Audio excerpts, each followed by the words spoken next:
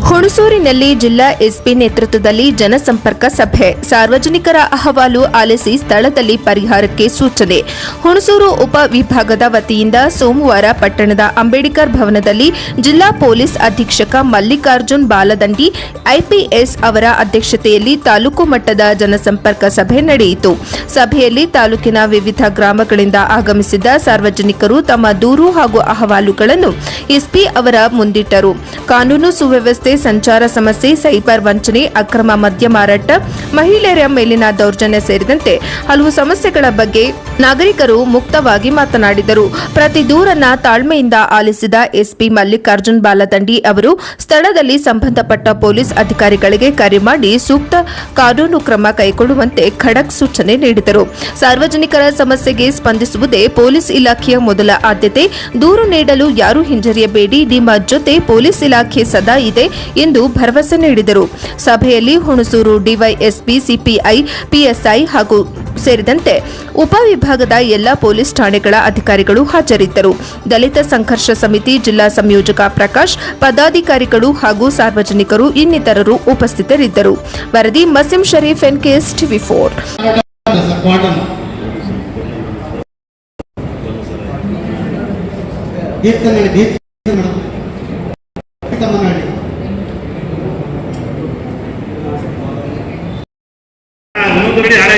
ನಾವು ಹೋಗ್ಬೇಕಾದ್ರೆ ಎತ್ತಿಂದ ಬಿಡ್ತೀವಿ ಅಂತ ಗೊತ್ತಿಲ್ಲ.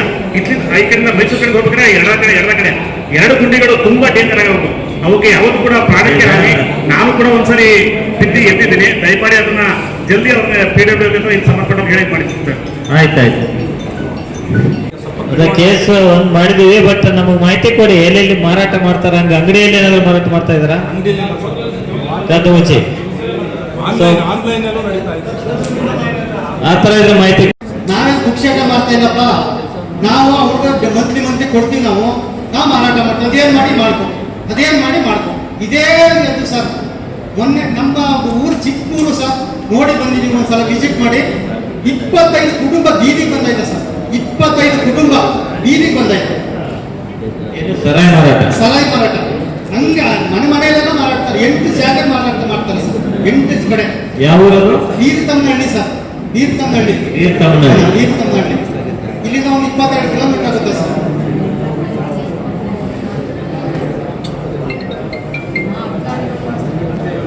ಅಲ್ಲಿ ಎಳ್ಕೊಂಡು ಬರ್ತಾರೆ, ಕರ್ಕೊಂಡು ಬರ್ತಾರೆ. ಊರೊಳಗಡೆ ಜನ ತುಂಬಿಡ್ತಾರೆ, ಕರ್ಕೊಂಡು ಬರ್ತಾರೆ. ಒಂದು ಕೆರೆ ಇದೆ ಸರ್, ಕೆರೆ ಡೌನ್ ಇಳಿಸ್ಕೊತಾರೆ.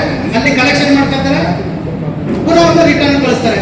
ಅವನೇನ್ ಮಾಡ್ತಾನೆ, ಇವತ್ತು ಒಂದು ಮಾಡ್ತಿದ್ರೆ ನಾಳೆ 4 ಮಾಡ್ತಾರೆ. ಆ ಮಟ್ಟಕ್ಕೆ ಆಗೈತೆ ಸರ್. 25 ಕುಟುಂಬ ಬೀದಿಗೆ ಬಂದ್ಬಿಟ್ಟೈತೆ ಸರ್. ದಯವಿಟ್ಟು ನೀವು ಅವ್ರ ಮೇಲೆ ಕಂಪ್ಲೇಂಟ್ ಬಂದವು. ಬಗ್ಗೆ ಮಾತಾಡಿದ್ದೆ. ಒಂದನೇ ಕಡೆ 2ನೇ ಕಡೆ 3ನೇ ಕಡೆ ಇದೆ. ಎಲ್ಲ ಕಡೆ ಮಾತಾಡ್ತಾರೆ. ಮಾಡ್ತಾರೆ. ಎಲ್ಲ ಕಡೆ ಕೋರ್ಟ್ ಮಾಡ್ತಾರೆ. 10 ವರ್ಷ ಯಾರು ಇರ್ತಾರಲ್ಲ, ಯಾವ ಕಡೆ ಇರ್ತಾರೆ ಸರ್. 10ವರೆಗೆ ಭಾರತ ಹಾಕ್ತಾರೆ. ಅಂಗಡಿಯಲ್ಲಿ 7ವರೆಗೆ ಭಾರತ ಆಗುತ್ತೆ. 8 ಕಾಲಕ್ಕೆ ಭಾರತ ಆಗುತ್ತೆ. ಇರ್ಬೋದು, DL ಇರ್ಬೋದು, 11 ಗಂಟೆ ಇರುತ್ತೆ. ನೀವು ಅದನ್ನ ಒಂಚೂರು ನೋಡ್ಬೇಕು ಸರ್. ನಮ್ಮದೊಂದು ಮನವಿ ನಿಮ್ಗೆ, ದಯವಿಟ್ಟು ಈ ಬಾರ್ದೊಂದು ಕಂಟ್ರೋಲ್ ಮಾಡಿ ಸರ್. ಹಳ್ಳಿಯವರು ಹೇಳಿದ್ರು, ನಮ್ಮ ಗ್ರಾಮಸ್ಥರುಗಳು ಹೇಳಿದ್ರು, ಹಳ್ಳಿಯವರು ಕೆಲವು ಒಂದು ರೂಲ್ಸ್ ಇದೆ ಸರ್. ಒಬ್ಬರಿಗೆ 5 ಲೀಟರ್ 4 ಲೀಟರ್ ಕೊಡ್ಬೇಕು ಅಂತ ಒಂದು ಅಬಕಾರಿಯಿಂದ ರೆಫರ್ ಇದೆ. ಅದನ್ನ ಮೀರಿ 1 ಕೇಸು 2 ಕೇಸು ನಮ್ಮ ಬಾರಿನ ಹುಡುಗರುಗಳೇ ಹಳ್ಳಿಗೆ ಬೈಕಲ್ಲಿ ಸಪ್ಲೈ ಮಾಡ್ತಾ ಇದಾರೆ. ಯಾಕೆಂದ್ರೆ ನೀವು ಅರ್ಧ ಕೆಲಸ ಮಾಡಿದ್ರೆ ಸರ್, ಹಳ್ಳಿಯವರು ಅರ್ಧ ಕೆಲಸ ನಿಮ್ಗೆ ಹೇಳ್ಬೋದು ಫೋನ್ ಮಾಡಿ. ಇಂಥವ್ರು ಹಿಂಗೆ ಎಣ್ಣೆ ಮಾಡ್ತಾರೆ ಅಂತ ಅವ್ರ ಅಡ್ರೆಸ್ ಕೊಟ್ರೆ ಹೋಗ್ಬೋದು. ನಾವು ಮೌನವಾಗಿರ್ತೀವಿ, ಅವ್ರು ಏನಾದ್ರು ಅಂತಾರೆ ಅಂತ ಅವ್ರ ಕೆಲಸನ ಮುಂದುವರ್ಸ್ಕೊಂಡು ಹೋಗ್ತಾ ಇದಾರೆ. ಎಲ್ಲರಿಗೂ ನಮಸ್ಕಾರ. ಎಲ್ಲ ತಪ್ಪಿಸ್ಬೋದು ಅನ್ನೋದನ್ನ ಸರಿ ಇಲ್ಲ ಅಂತಂದ್ರೆ ಕೇಸ್ಗಳು ಕೌಂಟರ್ ಕೇಸ್ಗಳು ಜಾಸ್ತಿ ಆಗ್ತದೆ. ನಿಮ್ ಕಡೆಗೆ ಅದು ಅಸಾಧ್ಯ ಉಂಟಾಗುವ ಮತ್ತೊಂದು ನಮ್ದು ಅಸ್ಪೃಶ್ಯತೆ ಕಾನೂನು ಮತ್ತೆ ನಮ್ಮ ಇತರೆ ಸಮುದಾಯಗಳ ಸಹಕಾರದಿಂದ ಕಡಿಮೆ ಆಗ್ತಾ ಇದೆ. ಕೆಲವು ಕಡೆ ಇದು ಕೂಡ ಸ್ಪರ್ಶತೆ ಇದೆ. ಅದು ಭೌತಿಕವಾಗಿದೆ ಮತ್ತು ಅಭೌತಿಕವಾಗಿದೆ. ಕಮ್ಮಿ ಇದೆ, ಆದ್ರೆ ಕೆಲವು ಕಡೆ ಇದೆ. ನಮ್ಮ ಹುಣಸೂರಿನಲ್ಲಿ ಇತ್ತೀಚೆಗೆ ಮೊನ್ನೆ ನಾವು DSP ಕರೆದಿದ್ದು, ಇನ್ಸ್ಪೆಕ್ಟರ್ ಕೃಷ್ಣಪ್ಪ ಕರೆದಿದ್ದು. ಅವರು ನಿನ್ನೆಲ್ಲಿದ್ದರು. ಬ್ರಾಹ್ಮಣ ಸಮಾಜದ ಒಂದು ಹಿರಿಯವರಲ್ಲಿ ದಲಿತ ಸಮಾಜವನ್ನ ಕರೆದು ಆ ದೇವಸ್ಥಾನ ದೇವಸ್ಥಾನಕ್ಕೆ ಪ್ರವೇಶವನ್ನು ಕೊಟ್ಟು ನಮ್ಮ ಕೈಯಲ್ಲಿ ದಲಿತ ಸಮಾಜದ ಮುಖಂಡರ ಕೈಯಲ್ಲಿ ತೇರನ್ನ ರಥವನ್ನ ಇರಿಸಿ ಪೂಜಾ ಕಾರ್ಯತೆಯನ್ನು ಮಾಡಿ ಸಾಪತ್ಯ ಬದಲವನ್ನು ಮಾಡುವಂತ ಒಂದು ಕಾರ್ಯ ನಮ್ಮ ರಾಜ್ಯದ ಒಂದು ಮಾದರಿಯಾಗಿದೆ ಸರ್. ಇದು ಉಳಿಸುವನ್ನ ಅತ್ಯಂತ ಬಹಳ ಸಾಮಾಜಿಕ ನ್ಯಾಯದ ಒಂದು ಪರಿಕಲ್ಪನೆ. ಇದರಿಂದ ದಲಿತ ಸಮಾಜ ಯಾವ ದಲಿತ ಸಮಾಜ ಅಸಮಾನತೆ ಬೇಕೇ ಬೇಕು ಸರ್. ಪ್ರತಿನಿತ್ಯ ನಿನ್ನೆ ಹೇಳೋದಾದ್ರೆ ನನ್ನ ತಂಗಿ ಕೂಡ ಆಕ್ಸಿಡೆಂಟ್ ಆಗಿ ನನ್ನ ತಂಗಿಗೆ ಹಿಂದ್ಗಡೆ ತಲೆ ಹೊಡೆದೋಗಿ ಸುಮಾರು 15 ಸ್ಟಿಚ್ ಹಾಕಿದ್ದಾರೆ. ಈಗ ಕೇರ್ ಹಾಸ್ಪಿಟ್ಲಿಗೆ ಕರ್ಕೊಂಡು ಹೋಗಿದ್ದೀವಿ. ಹೀಗಾಗಿ ಪ್ರತಿನಿತ್ಯ ಆಕ್ಸಿಡೆಂಟ್ಗಳಾಗ್ತಾ ಇದೆ. ನಾನು ಕೂಡ ನಿನ್ನೆ ನಮ್ಮ ಸಬ್ ಇನ್ಸ್ಪೆಕ್ಟರ್ ಗಮನಕ್ಕೆ ತರಕ್ಕೆ ಅಂತ ಹೋದೆ. ಅವ್ರು ಹೇಳಿದ್ರು ವೆಹಿಕಲ್ ಇಲ್ಲ, ವೆಹಿಕಲ್ ಬರಲಿ ಸರ್. ದಯಮಾಡಿ ಸಬ್ ಇನ್ಸ್ಪೆಕ್ಟರ್ ಒಂದು ವೆಹಿಕಲ್ ಬೇಕೇ ಬೇಕು ಸರ್. ಯಾಕೆಂದ್ರೆ ಮಾಡೋದಕ್ಕೆ ನಾನು ಮನವಿ ಮಾಡ್ತಾ ಇದ್ದೀನಿ. ದಯವಿಟ್ಟು ಅವ್ರು ಏನಾದ್ರು ವೆಹಿಕಲ್ ಇಲ್ಲ ಅವರೇ ನಾನು ಬರ್ತೀನಿ. ಅಲ್ಲಿ ಒಬ್ಬ ಹೊಡೆದು ಹೋಗಿದ್ದಾನೆ, ಬಟ್ ಅವ್ರಿಗೆ ನಾವು ಇದು ಮಾಡೋಕ್ಕಾಗಲ್ಲ, ಚೇಂಜ್ ಮಾಡೋಕ್ಕಾಗಿಲ್ಲ. ಯಾಕಂತಂದ್ರೆ ಅಷ್ಟು ವೆಹಿಕಲ್ಸ್ಗಳು ಆಕ್ಸಿಡೆಂಟ್ಗಳಾಗ್ತಾ ಇದೆ. ಮತ್ತೆ ಇನ್ನೊಂದು ಸರ್, ಅಂಗಡಿಯವರು ಎಲ್ಲರೂ ಕೂಡ ಏನ್ ಮಾಡ್ತಾ ಇದ್ದಾರೆ, ಅವರ ಪದಾರ್ಥಗಳನ್ನ ರಸ್ತೆಗೆ ತಂದು ಇಟ್ಕೊಂಡು ಜನ ಓಡಾಡೋದಕ್ಕೆ ಆಗ್ತಾರೆ. ಇವನ್ ಬಸ್ ಸ್ಟ್ಯಾಂಡ್ ಮುಂದೆನೂ ಅಷ್ಟೇನೆ, ಜೈಲಿಗೆ ರೋಡ್ ಅಷ್ಟೇನೆ, ಮತ್ತೆ ನಮ್ಮ ಬೆಂಗಳೂರು ರೋಡ್ ಅಷ್ಟೇನೆ. ಹೀಗಾಗಿ ಬಹಳಷ್ಟು ಸಮಸ್ಯೆ ಆಗ್ತಾ ಇದೆ ಸರ್. ಈಗ ಏನು ಹಿಂದೆ ಈಗ ನಮ್ಮ ಕಶ್ಯಪ್ ಸಾಹೇಬರು, ಈಗ ಬಂದಿರೋ ಸಾಹೇಬರು ಎಲ್ಲರೂ ಕೂಡ ಅಚ್ಚುಕಟ್ಟಾಗಿ ಕೆಲಸ ಮಾಡ್ತಾ ಇದ್ದಾರೆ ಸರ್, ಇಲ್ಲ ಅಂತ ಹೇಳ್ತಲ್ಲ. ಬಟ್ ಏನಂತಂದ್ರೆ ಅದ್ರ ವ್ಯವಸ್ಥೆಗಳು ಒಬ್ಬ ಪೊಲೀಸರು ನಿರಂತರವಾಗಿ ಪೊಲೀಸ್ಗೆ ಹಾಕೊಡ್ಬೇಕು ಅಂತ ನಾನು ಮನವಿ ಮಾಡ್ತೀನಿ. ಬಸ್ ಸ್ಟ್ಯಾಂಡ್ ಮುಂದೆ ಒಬ್ಬರು ಇದ್ದಾರೆ ಬಿಸಿ, ಅವರು ಅದನ್ನ ಮ್ಯಾನೇಜ್ ಮಾಡ್ತಾ ಇದ್ದಾರೆ. ಬಟ್ ಜೈಲು ರಸ್ತೆ ಬಜಾರ್ ರೋಡ್ಗಳಲ್ಲಿ ಖಂಡಿತ ಆಗಬೇಕು ಅನ್ನೋದೇ ನನ್ನ ಒಂದು ಮನವಿ. ಮತ್ತೆ ನಮ್ಮ ಸಬ್ ಇನ್ಸ್ಪೆಕ್ಟರ್ ಸಾಹೇಬ್ರಿಗೆ ಒಂದು ವೆಹಿಕಲ್ ಅಂತ ಖಂಡಿತ ಬೇಕು ಸರ್. ಯಾಕೆಂದ್ರೆ ಅವ್ರು ಓಡಾಡೋದಕ್ಕೆ ವೆಹಿಕಲ್ ಇದ್ದೇನೆ ಬಹಳ ತೊಂದರೆ ಆಗಿದೆ. ದಯಮಾಡಿ ಅದನ್ನ ಮಾಡ್ಕೊಡ್ಬೇಕು. ಮತ್ತೆ ಇನ್ನೊಂದು ಏನೇನು ಸರ್, ಈಗ ಎಲ್ಲಾ ಕಡೆ ಟಿವಿ CCTVಗಳು ಇದೆ, ಕೆಲವು ಭಾಗದಲ್ಲಿ ಇಲ್ಲ ಸರ್. ಇವರು ಈಗ ನಮ್ಮ ಮನೆ ಮುಂದೆನೆ ಒಂದು ಏನಾಗಿದೆ ಆಕ್ಸಿಡೆಂಟ್ ಆಯ್ತು, ನಿನ್ನೆ CCTV ಇಲ್ಲ, ಯಾರು ಅಂತ ಪತ್ತೆ ಮಾಡಕ್ ಕೂಡ ಆಗ್ತಾರೆ. ಹೀಗಾಗಿ ಅದನ್ನು ಕೂಡ ತಾವು ಮಾಡ್ಕೊಡ್ಬೇಕು ಅನ್ನೋ ಮಾತನ್ನು ಕೂಡ ಈ ಸಂದರ್ಭದಲ್ಲಿ ಹೇಳ್ತಾ, ಮತ್ತೆ ಇನ್ನೊಂದು ಏನಾಗಿದೆ ಸರ್, ಲೈಸೆನ್ಸ್ ಇದ್ದೇನೆ ಚಿಕ್ಕ ಮಕ್ಕಳು 8-10 ವರ್ಷದ ಮಕ್ಕಳು ಕೂಡ ಡ್ರೈವ್ ಅಂದ್ರೆ ಮೋಟರ್ ವೆಹಿಕಲ್ ಅನ್ನು ಕೂಡ ಬಹಳಷ್ಟು ಕೂಡ ಮಕ್ಕಳು ಚೇಂಜ್ ಮಾಡ್ಕೊಂಡು ತುಂಬಾ ಸ್ಪೀಡಲ್ಲಿ ಬರ್ತಾರೆ.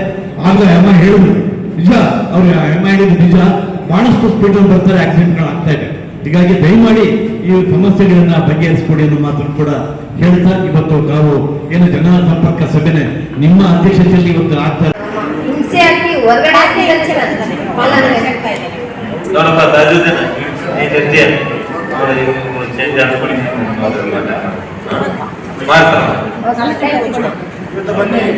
ಸರ್ ನಮಸ್ತೆ. ನಮ್ಮ ಯಜಮಾನ್ರು ತೀರ್ಕೊಂಡು 24 ವರ್ಷ ಆಯ್ತು. 3 ಜನ ಅಣ್ಣ ತಂದೆ.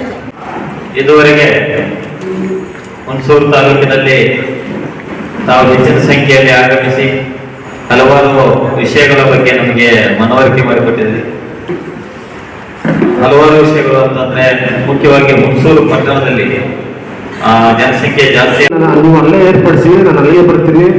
ಆ ಮೂಲಕ ಅವರ ಕುಂದುಕೊರತೆಗಳನ್ನು ಆಲಿಸೋಣ ಅಂತ ಹೇಳಿ ಸಾಹೇಬ ಈ ಸಾರ್ವಜನಿಕ ದೃಷ್ಟಿಯಿಂದ ಮತ್ತೆ ಅವರ ದೂರದೃಷ್ಟಿ ಸ್ವಭಾವವನ್ನು ತೋರ್ಪಡಿಸುತ್ತೆ.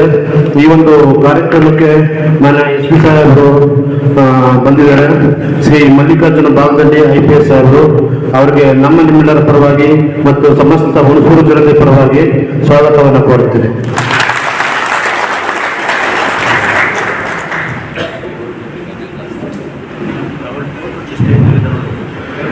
ಮುಖ್ಯವಾಗಿ ಸಮಸ್ಯೆಗಳನ್ನ ಒತ್ತು ಈ ನಮ್ಮ SP ಸಾಹೇಬರು ನಮ್ಮ ಸಮಸ್ಯೆಗಳನ್ನ ಆಲಿಸಿ ಬಗೆಹರಿಸುವ ನಿಟ್ಟಿನಲ್ಲಿ ಕ್ರಮ ಕೈಗೊಳ್ತಾರೆ ಅಂತ ಹೇಳಿ ತಾವು ಆಶ್ರಯ ಇಟ್ಕೊಂಡು ಇಲ್ಲಿ ನಡೆದಿದ್ದೀರಿ. ತಮ್ಮೆಲ್ಲರಿಗೂ ಕೂಡ ನನ್ನ ವೈಯಕ್ತಿಕವಾಗಿ ಮತ್ತು ಪೊಲೀಸ್ ಇಲಾಖೆ ಪರವಾಗಿ ಸ್ವಾಗತವನ್ನು ಕೋರುತ್ತೇನೆ. ಮತ್ತೆ ವೇದಿಕೆ ಮೇಲಿರುವ ಬಿಳಿಕೆರೆ PA ತೆಗೆದಾಕಿದ್ರು, ಅದಕ್ಕೆ ಟೆಂಪ್ಲಿ ಹಾರ ಹಾಕಿದ್ರು, ಹೀಗೆ ಅನೇಕ ಇದು ಕಿಡಿಗೇಡಿಗಳು ಅನೇಕ ರೀತಿಯಲ್ಲಿ ಅದನ್ನ ಹಾಳು ಮಾಡುವಂತ ಒಂದು ಕೆಲಸ ಮಾಡ್ತಾ ಇರ್ತಾರೆ. ಹಂಗಾಗಿ ನೀವು ಬಹಳ ಒಂದು ಒಳ್ಳೆ ಸಜೆಷನ್ ಕೊಟ್ಟಿದ್ರಿ. ಯಾವುದೇ ಹಬ್ಬ ಆಗಲಿ ಅಥವಾ ಯಾವುದೇ ಒಂದು ಹುಟ್ಟುಹಬ್ಬ ಇರಲಿ ಅಥವಾ ಜಾತ್ರೆ ಆಗಲಿ, ಫ್ಲೆಕ್ಸ್ ಅದನ್ನ ಕಾರ್ಯಕ್ರಮ ಮುಗಿದ ಒಂದು 24 ಗಂಟೆ ಒಳಗಾಗಿ ಅದನ್ನು ತೆರವುಗೊಳಿಸಿದಲ್ಲಿ ಇಂಥ ಒಂದು ಚಟುವಟಿಕೆಗಳನ್ನ ತರಲಿಕ್ಕೆ ಸಾಧ್ಯ ಆಗ್ತದೆ. ನಿಮ್ಮ ಸಜೆಷನ್ ಪ್ರಕಾರ ಅದನ್ನು ಸಹಿತ ನಾವು ಮುಂದಿನ ದಿನಗಳಲ್ಲಿ ಕಾರ್ಯರೂಪಕ್ಕೆ ತರ್ತೇವೆ ಅಂತ ಹೇಳ್ತಾ ಮತ್ತೊಮ್ಮೆ ತಾವೆಲ್ಲ ಸೇರಿದ್ರಿ, ನಿಮ್ಮ ಸಮಸ್ಯೆಗಳನ್ನ ಬಗೆಹರಿಸ್ತಾರೆ. ಸೊ ತಮಗೆಲ್ಲರೂ ನಮ್ಮ ಪೊಲೀಸ್ ಇಲಾಖೆಯಿಂದ ನಮಸ್ಕರಿಸಿ ನನ್ನ ಮಾತು ಮುಗಿಸ್ತೇನೆ. ಧನ್ಯವಾದ. ಸಮಸ್ಯೆ ಇರ್ಬೋದು, CCTV ಅಳವಡಿಸೋದಿರ್ಬೋದು, ಅಥವಾ ಸಿಗ್ನಲ್ ಲೈಟ್ ಅಳವಡಿಸೋದಿರ್ಬೋದು, ರೋಡ್ ಹಂಸ ಆಗೋದಿರ್ಬೋದು, ಹಲವಾರು ಪಾರ್ಕಿಂಗ್ ಫುಟ್ಪಾತ್ ನಲ್ಲಿ ಪಾರ್ಕಿಂಗ್ ಆಗುವುದಿರ್ಬೋದು, ಹೀಗೆ ಹಲವಾರು ವಿಷಯಗಳ ಗಮನಕ್ಕೆ ತಂದಿದ್ದೀರಿ. ನಾನು ಈಗಾಗಲೇ ಹೇಳಿದಾಗೆ ಹುಣಸೂರು ಪಟ್ಟಣಕ್ಕೆ ಹೊಸ ಒಬ್ಬರು ಇನ್ಸ್ಪೆಕ್ಟರ್ ಸಹಿತ ಬರ್ತಾ ಇದ್ದಾರೆ.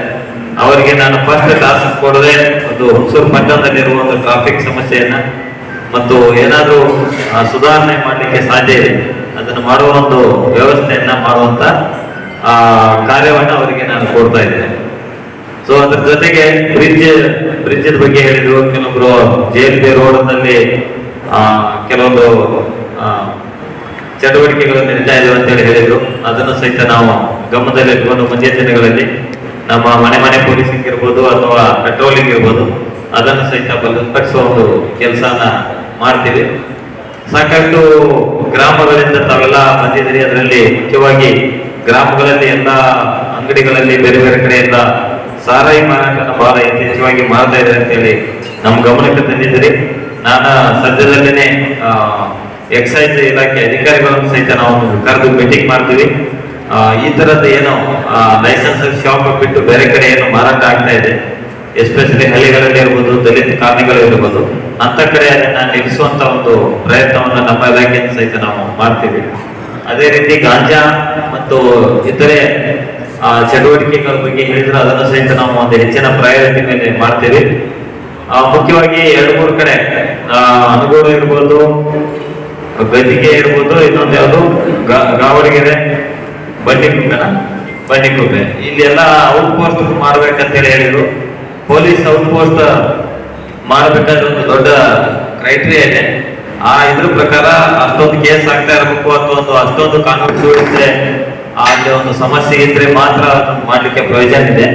ಆದ್ರೂ ಸಹಿತ ನಾವು ತಾತ್ಕಾಲಿಕವಾಗಿ ಈ ಪೊಲೀಸ್ ಚೆಕ್ ಪೋಸ್ಟ್ಗಳನ್ನ, ಚೌಕಿಗಳನ್ನ ಮಾಡ್ಲಿಕ್ಕೆ ಒಂದು ಅವಕಾಶ ಇದೆ.